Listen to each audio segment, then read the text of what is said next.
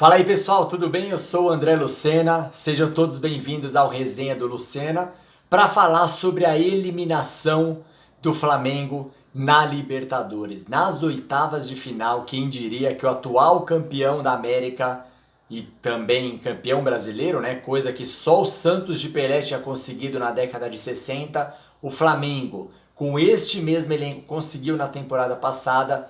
Mas agora, nesta temporada, depois de eliminação para o São Paulo na Copa do Brasil, agora a eliminação para o Racing nas oitavas de final da Copa da Libertadores. O primeiro jogo tinha sido na semana passada, lá no estádio El Cilindro, em Avejaneda, 1-1, e o Flamengo vinha perdendo o jogo agora. O Ilharão empatou no finalzinho e depois, nos pênaltis, o próprio Ilharão, que foi de herói a vilão, perdeu o pênalti.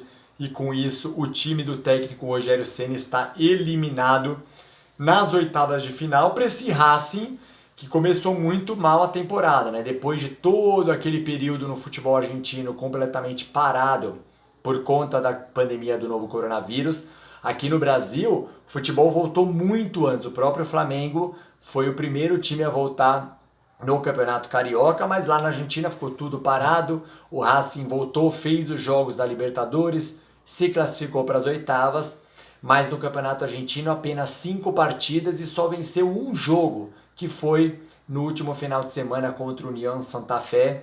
O time do Sebastián Beccacece não vinha bem, havia nos 4 primeiros jogos ido muito mal no Campeonato Argentino, mas agora vai lá e elimina o poderoso Flamengo, que era treinado pelo Jorge Jesus e que na temporada passada, nas oitavas de final também contra o Emelec, acabou se classificando justamente nos pênaltis. Havia perdido o primeiro jogo por 2-0 no Equador, reverteu o placar no Maracanã, o Maracanã lotado, o Flamengo já fez um gol no comecinho do jogo.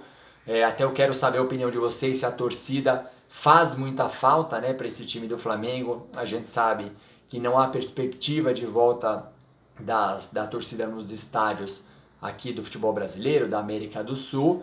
E o Flamengo, com isso, se despede da Libertadores, não vai poder tentar o bicampeonato. E a final, lembrando, em janeiro vai ser no estádio do Maracanã. Imagina o Flamengo ser campeão da Libertadores do Maracanã, não vai poder ser nesta temporada, né? O Flamengo que vem errando demais, né? E acho que até a própria diretoria tem grande culpa nisso, porque com o próprio Domenech Torren acabou demitindo o técnico depois de 3 meses e meio de trabalho. Você já imaginou? Você recebe uma proposta, vai para uma outra empresa, obviamente que você precisa mostrar trabalho, né? Mas em 3 meses e meio você mal conhece todos os funcionários, mal conhece o sistema de trabalho, acaba sendo demitido, na minha opinião. Isso foi o que aconteceu com o Domenech Torren. O ano passado, o Flamengo demitiu Abel Braga, trouxe o Jorge Jesus, que também começou mal, pessoal, não vamos nos esquecer. Perdeu de 3-0 para o Bahia, na estreia do Felipe Luiz, inclusive. Perdeu esse jogo para o Emelec, depois reverteu nos pênaltis. Foi eliminado da Copa do Brasil. E depois o time entrou nos trilhos e acabou sendo campeão. Mas nesse ano, depois da saída do Jorge Jesus para o Benfica, que o próprio Jorge Jesus foi eliminado pelo PAOK do Abel Ferreira, que hoje é técnico do Palmeiras, na pré-Champions League, né, na fase preliminar da Liga dos Campeões da Europa. E aí o Flamengo, depois com o Jorge Jesus, se acertou na temporada passada e vinha numa vibe espetacular. E agora, mal deixaram o Domenech trabalhar, já demitiram ele, depois daquela goleada por 4-0 para o Atlético Mineiro. Veio o Rogério Ceni também, quase sem tempo para treinar, teve essa semana agora cheia antes do jogo contra o Racing, mas o Rogério então 6 jogos à frente do Flamengo, apenas uma vitória, apenas a vitória contra o Curitiba, são mais esses 2 empates contra o Racing e o empate contra o Atlético Goianiense, 3 empates e 2 derrotas, as 2 derrotas para o São Paulo na eliminação da Copa do Brasil.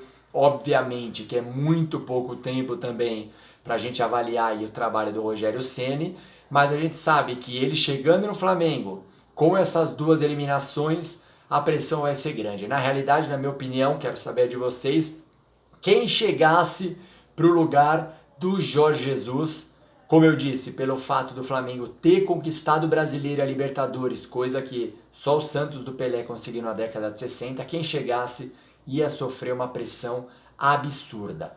Flamengo, para mim, ainda tem muito...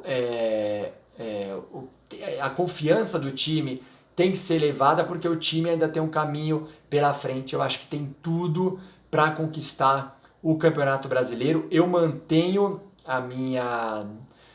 o meu palpite, né, de que o Flamengo vai ser campeão, o Atlético Mineiro vai ser o vice, mas agora a gente está vendo também o São Paulo muito bem na disputa. Então, essa questão do São Paulo estar na Copa do Brasil e agora o Flamengo não estar mais, de repente vai ser algo bom para o time aí do Rogério Ceni, assim como o Atlético Mineiro do Jorge Sampaoli, para focar no Campeonato Brasileiro e disputar o título até a última rodada. Para mim o título vai ser decidido ali nas últimas rodadas, mas ainda acredito muito nesse time do Flamengo. Então, como eu tinha falado aqui no canal Resenha do Lucena, logo pela manhã, o Flamengo tinha o retorno do Rodrigo Caio, tinha o retorno do Pedro também, mas o Pedro acabou ficando no banco de reservas. O Rodrigo Caio foi titular, então o Rogério Ceni tinha praticamente, ao não ser a ausência do Gabigol, o Rogério Ceni tinha todo o seu elenco recheado, os seus titulares principalmente, à disposição.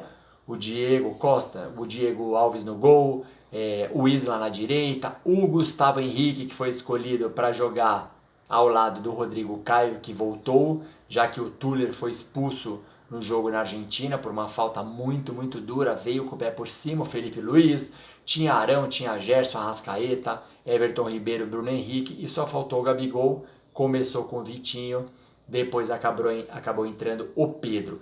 Pelo lado do Racing, o BKSS não tinha o Civitanic, que é o atacante titular, então ele estava lesionado, chegou a viajar, né, com os outros 27 jogadores, veio o elenco 28 no total, tinha o Cristal do ex-Palmeiras no banco, Montoya, ex-Grêmio, que acabou entrando durante a partida, então o BKSS vinha tentando recuperar também o ânimo da equipe depois dessa vitória contra o União Santa Fé no último final de semana pelo Campeonato Argentino.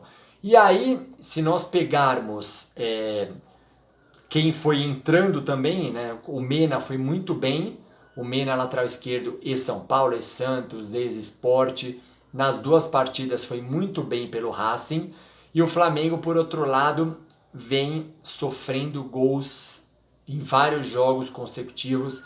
Essa foi a 9ª partida em que o Flamengo sofre gols, apesar de exaltar bastante essa força mental, né, do Flamengo, assim como aconteceu na final da Libertadores, quando estava perdendo, o time coloca a bola no chão, o Gerson comandando o time, tentou, o Isla teve várias oportunidades pela direita, eu acho que faltou qualidade para o Isla no cruzamento, nesse último passe, ele recebeu várias bolas pela direita, poderiam resultar em gols, até no lançamento do Gustavo Henrique, o Isla ele não estava impedido, se ele dá um tapinha para o lado, o Flamengo acaba fazendo mais um gol que daria a classificação, e o Gustavo Henrique, que vacilou demais. Primeiro eu acho que é uma série de erros, né? O Rodrigo Caio, naquele momento, o jogo 0-0, o Flamengo se classificando, o Rodrigo Caio faz uma falta infantil no Lisandro Lopes, o Lisandro Lopes muito experiente, 37 anos,